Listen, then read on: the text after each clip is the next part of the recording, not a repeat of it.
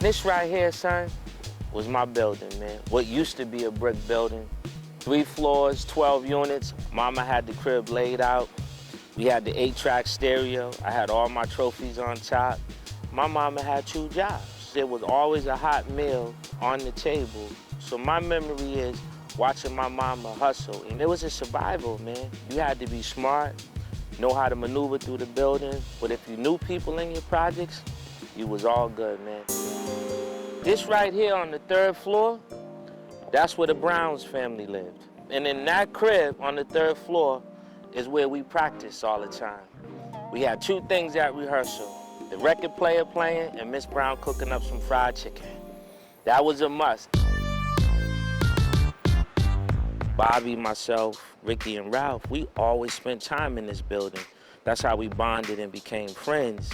This was just special to us because we could have fun, we stayed off the streets, and then more importantly, you could eat, man, which was a hard thing to do if you was getting food stamps.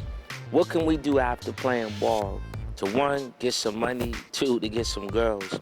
So we just formed the group. We ain't think about making no records.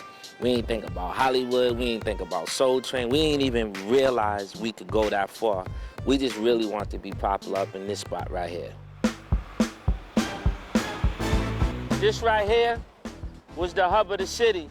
This is our Penn Station. Cause you know the New York-Boston rivalry will never stop. Everybody would come here, and what would make this place so hot is before you went to school, some reason, 7:30 in the morning, this whole 1st floor was packed with kids just hanging out. The music is going. This is where it was, man. Dudley Station is like Harlem in New York City. It's just the hub of everything. How y'all doing? All right, baby. This is where I chose to get my cut with Mr. Steele. So ever since I was a little kid, this is where I would come to get my haircuts. And sometimes sitting in the barber shop, you would be there longer than you would sometimes sit in your house because there was so much conversation going on.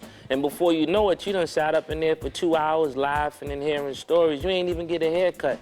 We not from Hollywood, we from Roxbury, man, and these guys are my stars. These are the people that mean something to me.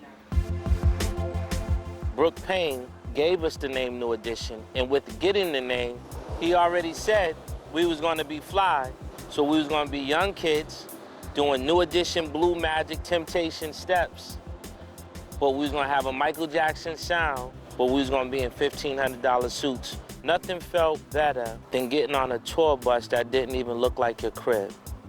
You know, back then, a TV, a sink, a bed, heat, lights, refrigerator. I mean, we didn't have color TVs. We had, you know, black and white. So to get on a bus and get comfort was the best story. Candy Girl put us around the world and helped us to see things we would have never saw as young men growing up in the hood.